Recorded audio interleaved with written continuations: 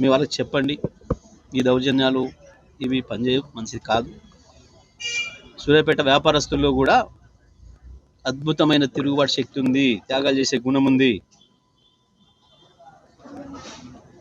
నిజాంకు వ్యతిరేకంగా మొట్టమొదటిగా సూర్యాపేటలో సమావేశాలు ఏర్పాటు చేసింది సూర్యాపేట వ్యాపారస్తులే.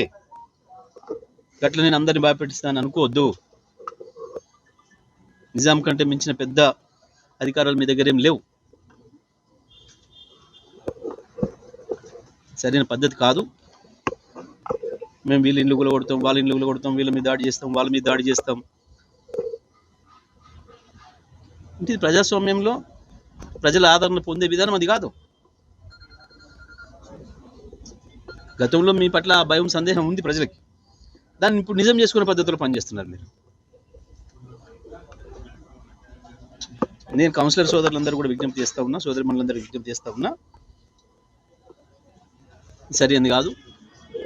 వ్యక్తిగత కక్షలు పెట్టుకోవడం, ఒకరి మీద ఒకరు దాడులు చేసుకోవడం సరైనది కాదు.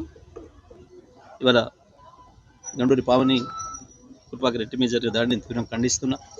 ఇదే సందర్భంలో ఆమెకు ధైర్యం చెప్పడానికి ఇక్కడికి వచ్చిన మా సీనియర్ నాయకుడు వై వెంకటేశ్వర్ గారు, దాదాపు 70 సంవత్సరాల వయసున్న పెద్ద మనిషి. నా వయసును, నా అనుభవాన్ని గౌరవిస్తారు కదా అనుకుని వాళ్ళ దగ్గరికి పోతే, నచ్చ చెప్పడానికి పోతే మీద పడి దాడి చేసి ఆయన కూడా గాయపరిచి ఆయన బట్టలు చింపి దుర్మార్గంగా ప్రవర్తించారు. మరి నేను తెలుసుకున్న అన్నపూర్ణ వాళ్ళ బంధువులు చనిపోతుంటే పోయేది మధ్యలో తెలిసి వెనక్కి వచ్చి తన తోటి మహిళా కౌన్సిలర్ ధైర్యం చెప్పాలి, ఊరటనివ్వాలని చెప్పి వస్తే అన్నపూర్ణ పైన దాడి చేసుడు, వాళ్ళ ఆమె వెంట వచ్చిన కార్యకర్తలపైన దాడి చేయడం ఇది మంచిది కాదు.